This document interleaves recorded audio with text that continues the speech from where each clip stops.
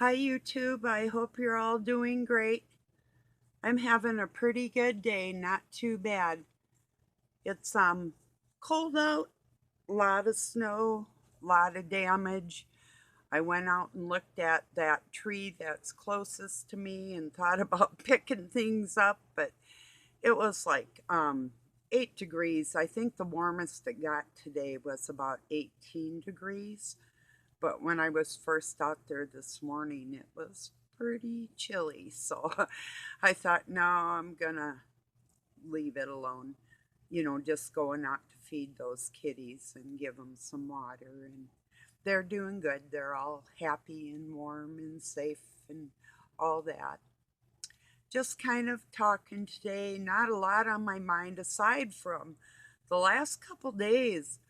And I get this question all the time. It doesn't matter if it's a post like it was a post speaking on Nimrod's birthday being the 25th, and or Baal, Baal, whoever we want to call him. Um, and some Nimrod wrote, "Why is it that a God that wants to punish us if we don't do what he says and calls it love or something like that?" And I've had to answer this to people before. In just a minute, I'm gonna speak on this for people. I hope they can get it.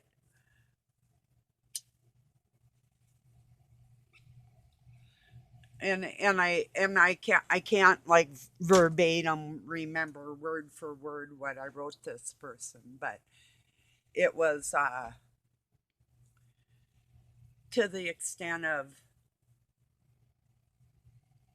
just like any loving parent, I'm going to teach my child to be remorseful and move on, I mean, that was a post yesterday, and then today I got another one almost similar.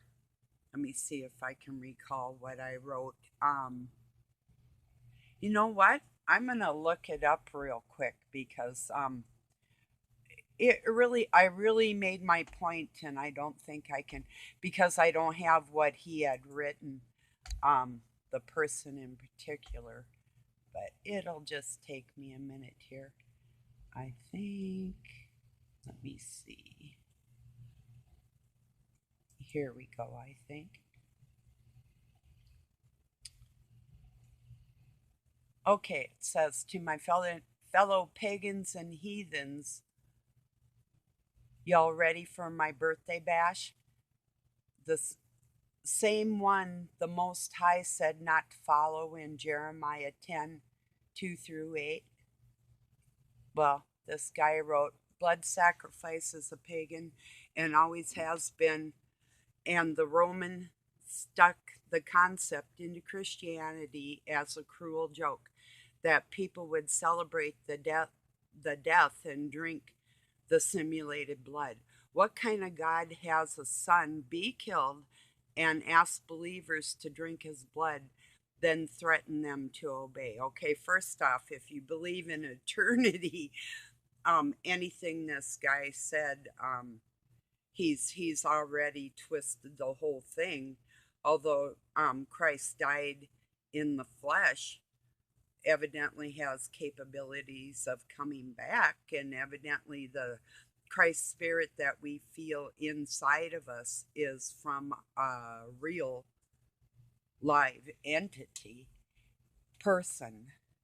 So I wrote, "You answered your own question, and that diverts from love and twistedness within the scriptures. That diverts from love and the twistedness in scriptures. Romans, that stuck the concept of Christianity as a cruel joke." Well, there you go. It evidently was not accurate. So he did, by asking me, and I didn't get a comment, and this was like this morning.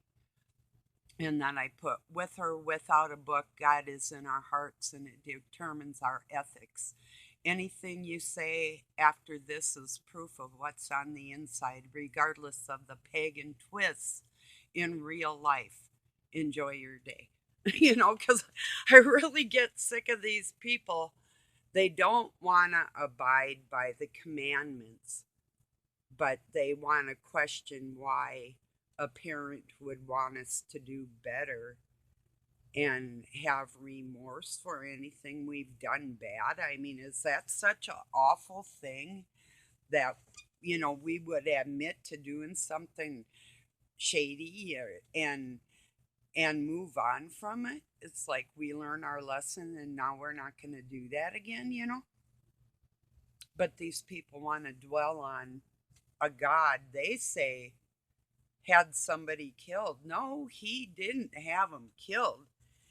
He offered the flesh, but he didn't give anybody's spirit away. He didn't give the complete personage of Christ to anybody as a sacrifice. Not like that. Not like it's gone. Like you burn up a calf and that sacrificial calf is consumed by the fire, never to be seen again. That is not the teachings of Christ at all.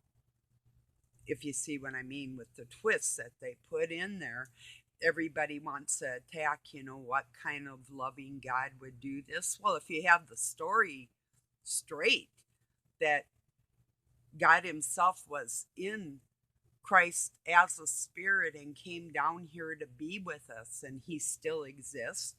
Evidently, they didn't actually kill him.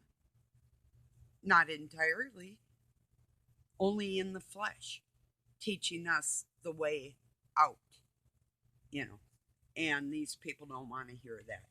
They'd rather say, oh, yeah, God's all about blood and death and everything else, totally omitting what went on in the Bible prior to Revelations, how we got to this point and why Christ needed to come down into the flesh to go through the sea of people to teach us from the inside out.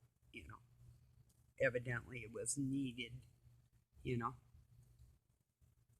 See, it's easier for people to believe that Adam and Eve sinned and they can play the blame game and everything else, but they don't want to take the fall of Satan into consideration, into that whole thing, and the rape of the women on this planet from those angelic beings that put the flesh in jeopardy and peril that it had never been in before.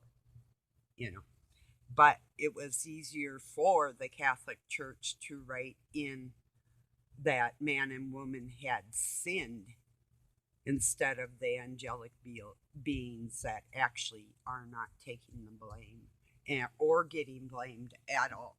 Nobody's blaming Satan. Everybody's too afraid. But they can blame God because they live here and they're afraid of what Satan can do to them right now today. They don't believe in God. They don't have faith. So they're not worried about what's going to happen, when they die. But doesn't it make more sense that men and women actually didn't do anything wrong and we're arguing amongst ourselves about something that we didn't even do? Doesn't that make entirely more sense? Because there are texts out there that have been straightened out, and that's the truth. The truth is, we are made in God's image, and we are blameless. That's the truth. But everybody would rather point a finger at God and say, oh, yeah, why'd you have them do this? Why'd you have them do that? Well, and here's another thing. People will say, well, Lucifer's the light bearer. When you bear something, and there might be some noise, and excuse that, when you bear something like weight, it's heavy and you're under it, you're bearing it. It's like when you bear a child, you bear that pain and you give that child your strength from what you're giving. So to be a light bearer, it doesn't say he's carrying the light. He fell as light. He fell like light. Like Christ came down here. Christ didn't fall. Lucifer did. He fell like light. He came down into the flesh, is what that's trying to say. It's not saying he's carrying the light. It says he bears the light. Okay, the light in you and me, that dude's gotta bear us. Bear with me a second. Hear me out. The words are so important. He fell like light. It's not light. He fell like light. He was in a higher position and got put into humanness. He's bound into the flesh because of his sins against God. Has nothing to do with mankind. He is not the light bringer at all. That's Christ. And that's how he's going to appear as an angel of light. Not that he is one. He'll just appear to be one with all their magic words and magic tricks and everything else. And the words mean everything. So, yeah, just ruminate on that for a minute, He fell as light. He fell like light. He's the light bearer. If Christ jumps on his head, he's going to have to bear that weight. He's bearing that weight, and we're jumping on his head. He's bearing it. He doesn't have a choice. It's like when you're pregnant, you really don't, you're going to bear that child, whether you like it or not. That's the words. It's all in the words. You can debate me all you want, and when you've studied all the language, come back and you won't be debating me. You'll be agreeing with me, So, cheers, everybody. Happy new week to you, wherever you are, Sunday or Monday.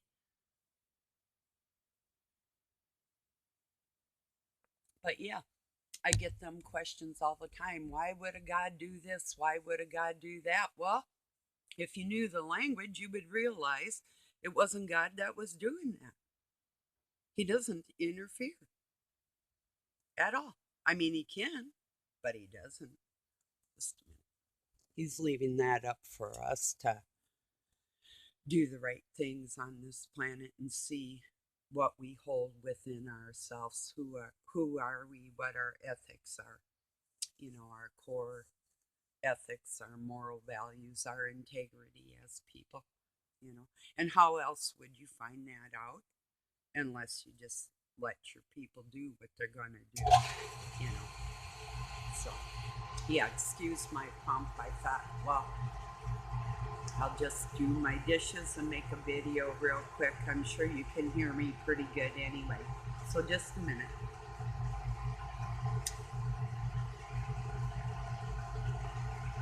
Some people think that it's not important to read the Old Testament, that the New Testament is really all we have to focus on. Well, let me ask you this. If you were told that you need to beware of a certain family that has hated your family for eternity, wouldn't you want to know where they moved and who they were? If they were like the Pharisees or the Sadducees, if they were in Upper Egypt or Lower Egypt or wherever the people moved, you would want to be aware of who they are And you want to know who your ancestors are too and where those bloodlines went. Yeah, the names are a little hard to read at first, but once you understand, who is like a offspring of Abraham or not, you know, it's kind of an important thing. But I you can't get the context of the whole book if you don't read the whole book. And starting from the beginning gives you the reasons why Revelation needed to be written. And although it was written by Masons to try and fool people, God's people said, this is the way it's going to be. Then you think this is a joke to play with people's, futures and souls and everything else, make up fictitious stories about things that are going to happen. Well, then we will just ask our God, the Spirit of God, if He can help us produce that. Now, they're going to produce all these fake things, with their wars and rumors of them and whatnot. But I think we all realize what it's really coming to. It's there's a separation of peoples going on in the world. There most definitely is. It's like, okay, I saw, and I figured I would be listening to another Lionel Nation sooner or later, regardless of his views, because I don't hate people like that. It's like, okay, so I disagree on some certain subjects, and you're just not getting it, and you're actually putting families in jeopardy because of your naivety in that area. But that's totally, we all have our lessons to learn, and maybe some of us see certain things clearer than others do. I don't know. But he had a video on the JFK files being released, and I wanted to hear what somebody almost my identical age, that when we were, let me see,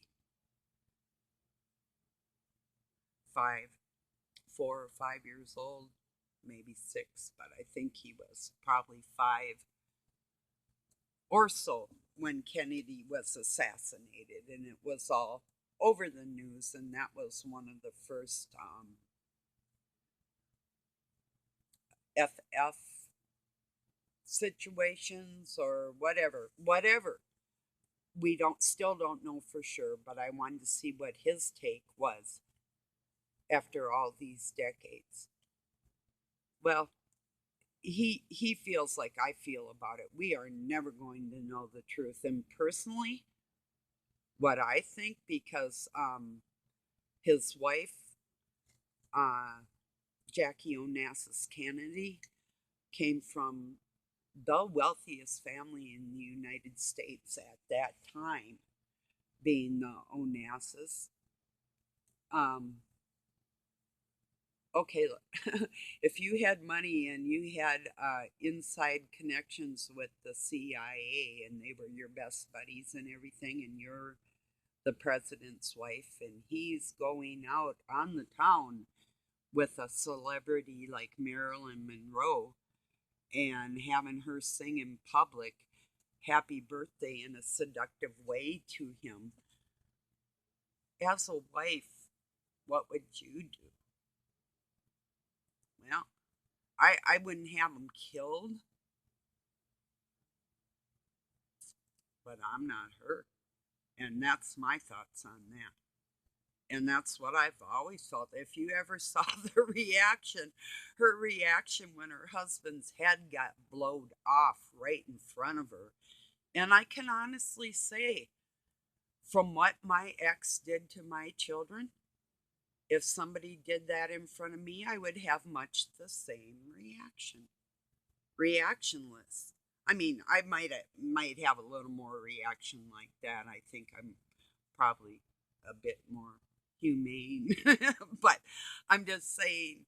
And in the freshness of it all, when I first started catching on the bad things that were actually happening. Um, I am surprised that I didn't actually do something myself to that person. So um, she was humiliated in front of the whole world. Yeah. How many women would just sit by and not say anything? Mm, nothing. Mm, no. You're gonna say something. I don't care who you are. You're gonna let the world know that you got treated like dirt and you didn't deserve it. That's what you'd be doing. Yeah, well, that's what I think happened, and I can't prove it. Nobody can. And it doesn't matter what comes out, they can write anything. You know, 60 years later, yeah, they can introduce any kind of evidence, produce anything right now, and we can't prove anything either way. But I just wanted to see what Lionel had to say on that, and he knows too. We're never going to know the truth on that one, and this is just another which direction are you going to go in this week type of thing for the politically minded, you know? I'm at the point like I knew that when I was a little kid. You know, I mean, it was really obvious to me, but I don't know. If you have a cheating dog and he's leading the whole country and making a fool out of you in front of the whole world, yeah, well, just the average woman is not going to be silent, or man. You're just not. You're going to tell everybody, especially if you're not the same way. And you wouldn't do that. Yeah, you're going to do something or say something, period. You know, doesn't have to be violent or vile, but you're going to make it known that you got treated wrong. So, I believe she did in the worst ways possible. What a better way to assassinate somebody and not be blamed than to actually be in the car sitting right next to him when it happens. And it was her money that put him in the position where he was. It was the Onassis. Kennedy's had plenty of money from bootlegging in their background, their Irish background in the United States. And yes, all Illuminati connected families anyway, you know. But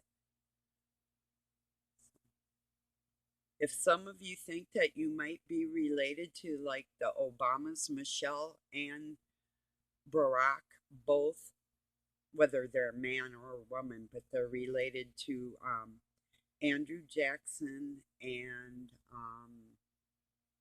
one other slave owner. Oh, I can't remember which, but there's a couple of them, and yeah, that's how they became a part of that bloodline, was from actually being related to slave masters. You know, so yeah, I'm related to them. I know, so I'm not just saying this. Um, it might be from the Scottish bloodline, could be the English or Scotch Irish. You know. Oh, yeah, let's see what else is on my mind. Really, what I was really gonna just cover today was that point about why would a loving God punish you? You know, and it's like I was telling my granddaughter too, and it's like, you know, you can tell your child 4 times, you know, not to touch the fire. I said, the first time you tell them no, you tell them no, you tell them no. The fourth time you might slap their fingers. And she said, I would just let them touch the fire then. I said, no. I said, I think it's better to slap their little fingers when they're reaching for it for the fourth time, don't you? I said, the slap on their fingers isn't going to burn their skin, you know. Then she kind of got my point. I said, well, that's how God works with us. So he'll say, no, no, no. And then pretty soon it's like, well, you wonder why your fingers got slapped? Because he's trying to stop you from hurting yourself. There's all kinds of clues within the scriptures of how to take care of ourselves, and fables and parables and stories of what people had gone through and the outcome of those stories to give us insight of how to live a pretty decent life and not really harm anybody. And it's sort of like politicians, too. Whether or not we like that, we've invited them into our homes. They control almost every aspect of our lives, whether we like it or not. They've become a part of our society and, like I said, in our homes. It's like an invasion, you know, when you have to do something because it's written on a piece of paper. I say that just goes against everything. I mean, the law of God's written on our hearts. Nobody needs a piece of paper to know what's right or wrong in this world. You know that. It's just like these people that ask me, why would a loving God do that? And then when I explain why, they don't accept it because they don't want to change reaching for that fire. You know, it might hurt them, but they still don't want to listen to reason. I give them the reason, and they still want to paint God as the bad one for trying to save them from hurting themselves. You know, so, like I said, that's basically what my message is today. Why would a loving God threaten you? Well, it's any loving parent would. Don't do that. Don't do that. Don't do that. Now, you probably ain't going to do that for a while, you know? And no, I didn't kill my child. I didn't beat my child. I didn't hurt my child in any way. Did I strike him? Yeah, sure did. After the fourth time I told the critter no, you know? And the reason I use that for an analogy is because I came home from night school one night to find my baby's hands wrapped up in toilet paper because he had burnt them. And another time he almost fell in a fire right in front of me and the dad. And it was my friend and I, John, that caught the baby from the fire. The father did not even budge. So, as far as letting your baby reach for the fire, that's probably not a really good idea, you know. And that's what these people are telling. God's just supposed to say, go ahead, reach for the fire. Yeah, you have free will, but you also have commandments on your heart that tell you not to reach for that fire, you know. It's the law of God. It's right there, you know. So that's my explanation to you. Why would a loving God, why would a parent threaten brutality on their child? Well, and here's another thing. If you're going to teach my other child how to reach for that fire and it didn't even occur to them, And then through their innocence, they end up being damaged because you couldn't control yourself. That's on you, isn't it? So that's what's going on in the world. It's really, really boils down to right that. People want to blame God for being a good parent. I mean, your soul's going to be eternal. It's just a matter of where you want to spend it. You've got freedom now and free will. I would make the best of it. I wouldn't be complaining at my parent because I couldn't touch that fire. I would be thanking my parent for making me realize that it was dangerous. You know? So I'm going to leave it there, and that was my point for today. I hope you're all doing well. My friends in the eastern part of the United States, you have cold weather coming up. I can't help it. All right, everybody. I love you all. Thank you for joining me. Peace and love from Pine City, Minnesota, USA. Have a good night or day, wherever you're at.